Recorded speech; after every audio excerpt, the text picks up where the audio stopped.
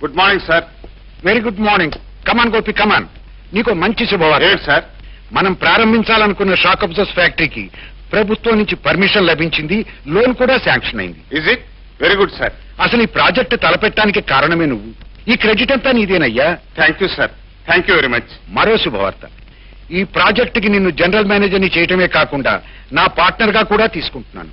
Sir, మీరు నా మీద ఇంత బరువు బాధ్యతలు. ఇన్నేళ్ల నీ సర్వీసులో నీ శక్తి సామర్థ్యాలేమిటో బాగా అర్థం చేసుకున్నాను గోపి. నీలాంటి అర్హత కలిగిన మనిషి నా పార్ట్నర్ కావటం చాలా ఆనందకరమైన విషయం. అంతేకాదు, ఈ రోజు నుంచి నీ జీతం నెలకు 5,000 రూపాయలు చేస్తున్నాను. రేఖ, రేఖ, రేఖ. ఏమిటండి? ఏమిటా కేకలు? రేఖ, హ్యాపీ న్యూస్. అయ్యో, ఏమైందండి? అసలు ఏం చెప్పండి. I love you darling. I like you so much. Happy news, very very happy news. ఏమిటండి? ఏమైంది అసలు? నాకు ప్రమోషన్ వచ్చింది డార్లింగ్. ప్రమోషన్. కొత్తగా పెట్టబోయే ఫ్యాక్టరీలో మనకు పార్ట్నర్షిప్ ఇచ్చారు. ఇవాళ నుంచి నా జీతం ఎంతో తెలుసా? 5,000. 5,000? అవును, అక్షరాల 5,000 రూపాయలు. నాకు తెలుసండి, ఇలాంటి మంచి రోజు తప్పకుండా వస్తుందని. ఎవరి మీద ఆధారపడకుండా, ఎవరి దయాధర్మను ఆశించకుండా, సొంత కష్టాన్ని నమ్ముకున్నందుకు 5,000 ఏంటండి? 5 లక్షలు వచ్చినా ఆశ్చర్యం లేదు. రేఖ, మగవాడి జాతకం ఇల్లాలి అదృష్టంతో ముడిపడి ఉంటుందంటారు. అసలు దీనికి అంతటికీ కారణం నువ్వే. లేమిలో నా బ్రతుకులో అడుగు పెట్టి నవ్వుతూ పేదరికాన్ని పంచుకున్నావు. ప్రతి క్షణం నాకు ధైర్యాన్ని ఇచ్చావు. నిజంగా ఈ రేఖ రాగతం నా అదృష్ట రేఖ మారిపోయింది. You are very lucky for me. చాలా థ్యాంక్స్. ఈ సంతోషాన్ని మనం బ్రహ్మాండంగా సెలబ్రేట్ చేసుకోవాలి. థ్యాంక్స్ తర్వాత కానీ ముందు ముద్దు. చాలా మెల్లిగా. అదే చూడు, ఆస్ట్రీ తీసి ఆయా అయ్యా చూడు, అది తుడిచింది చాలు కానీ ఇవి తీసి కరెక్ట్ గా. అలాగేనా? ఇది అవతల పెట్టు. అక్కడే అక్కడే పెట్టేది.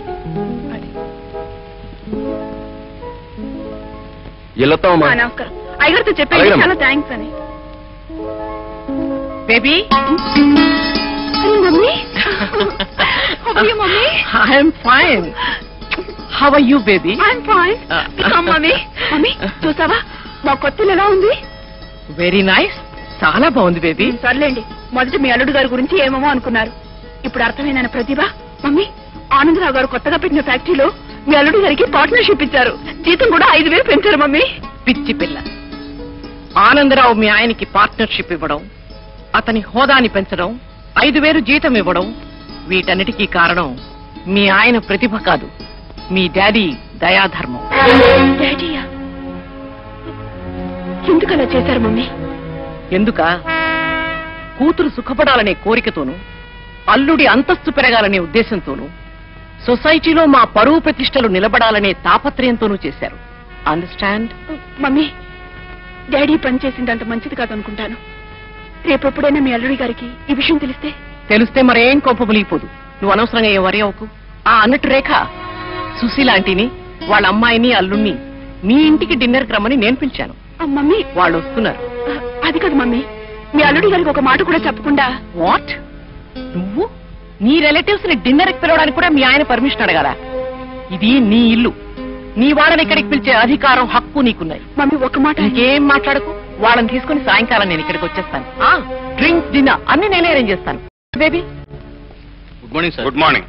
అయ్యగారు ఆఫీస్ లో ఉన్నారా? ఉన్నారండి. వరప్రసాదరావు గారు, నా జీవితాంతం మీకు రుణపడి ఉంటాను. తమరు దయతలిచి ఫ్యాక్టరీ పెట్టుకోవటానికి లక్షలు అప్పిచ్చారు. గవర్నమెంట్ లో మీ ఇన్ఫ్లుయెన్స్ ఉపయోగించి లైసెన్స్ తెప్పించారు. మీకు ఎలా కృతజ్ఞతలు చెప్పుకోవాలో నాకు తెలియటం లేదు. మిస్టర్ ఆనందరావు, నేను మీకు సహాయం చేసింది మీ కృతజ్ఞతల కోసం కాదు, నా అల్లుడి కోసం. నా అల్లుడి గోపి స్టేటస్ పెరగాలని, అతనికి సొసైటీలో గుర్తింపు రావాలని, గౌరవ ప్రతిష్టలు దక్కాలని మీకు సహాయం చేశాను. తెలుసు బాబు, నాకు తెలుసు. అందుకే మీరు చెప్పినట్టుగానే అతనికి ఫ్యాక్టరీలో పార్ట్నర్షిప్ ఇచ్చాను. నెల 5,000 రూపాయలు జీతంగా ఏర్పాటు చేశాను. ఆనందరావు గారు, నన్ను జనరల్ మేనేజర్ని చేసింది నా శక్తి సామర్థ్యాలు చూసి కాదు. నాకు 5,000 జీతం ఇచ్చేది నా శ్రమకు ఫలితం కాదు. గోపి, నేను చేస్తున్న ఉద్యోగం వరప్రసాదరావు గారి దయ అన్నమాట. నేను తీసుకుంటున్న జీతం వరప్రసాదరావు గారి ధర్మం అన్నమాట. గోపి, నువ్వు పొరబడుతున్నావు. మొదటి నుంచి నీ తెలివితేటల్ని గుర్తించాను, గౌరవించాను. కానీ ఈ రోజు నా తెలివితేటల్ని, వ్యక్తిత్వాన్ని ఈ లక్షాధికారి సొమ్ముకు అమ్మేశారు, అంతేగా? గోపి, అర్థం లేకుండా ఆవేశపడి నేను నీకేదో అన్యాయం చేసినట్టు మాట్లాడు. నేను ఏం చేసినా నీ బాగు కోసం, నీ భవిష్యత్తు కోసం. కాదు, మీరు చేస్తున్నది నా బాగు కోసం కాదు, నా భవిష్యత్తు కోసం కాదు. మీ పరువు కాపాడుకోవటానికి, మీ ప్రతిష్టకు భంగం రాకుండా ఉండటానికి. మీ అల్లుడు ఓ చిన్న గ్యారేజ్ లో పనిచేస్తున్నాడంటే మీకు చిన్నతనం, ఓ చిన్న కొంపలో కాపురం ఉంటున్నాడంటే మీకు అవమానం. అందుకే ఏదో ఒక విధంగా నాకు సిరి సంపదలను చుట్టబెట్టి, పరువు ప్రతిష్టలను కట్టబెట్టి, మీతో సమానంగా ఐశ్వర్యం అనే అందలు వెక్కించి ఊరేగించాలనుకున్నారు. అందుకే ఈ పని చేశారు. అవును, డబ్బును గౌరవించి డబ్బుకు లొంగిపోయే ఈ సంఘంలో అందరికంటే నాకు ఎత్తైన స్థానం ఉంది. నా అల్లుడు అయిన నువ్వు నీ పేదరికంతో నా పరువుని దెబ్బతీసి నన్ను నలుగురిలో నవ్వులు పాలు చేస్తావనే భయంతోనే నిన్ను ఐశ్వర్యంలో నిలపాలనుకున్నాను. అది కాదని పేదరికమే పరువు ప్రతిష్ఠ అనుకుని, అడుక్కు తినడమే ఆత్మగౌరవం అనుకుని మూర్ఖత్వంలోనే నువ్వు బతుకుతానంటే అది నీ దురదృష్టం, నీ దౌర్భాగ్యం. పరాయి వాళ్ల దయాధర్మాల మీద పరువు ప్రతిష్టలు పెంచుకోవాలనుకోవటం ఆత్మాభిమానాన్ని అమ్ముకోవటమే అవుతుంది. కేవలం రూపాయి విలువే తెలిసిన మీకు ఆత్మగౌరవం విలువ ఏనాటికి తెలియదు. ఆత్మగౌరవం ఉన్న నేను మీ కల్లుడు కావటం మీ అదృష్టం, ఐశ్వర్యం మాత్రమే ఉన్న మీరు నాకు మావ కావటం నా దురదృష్టం. చిన్నపుచ్చుకోవటం, చిన్నతనాన్ని భావించడం మీకు అలవాటైపోయిందండి. అందుకే పెద్దవాళ్ళ మధ్యకి రారు, వాళ్ళతో కలవరు. ఓహో, నువ్వనుకునే ఆ పెద్ద మనుషులతో కలపాలనేనా? మీ డాడీతో చెప్పి దొంగచాటుగా నా హోదాన్ని పెరిగేటట్టు చేశావు. ఏమిటండి మీరనేది?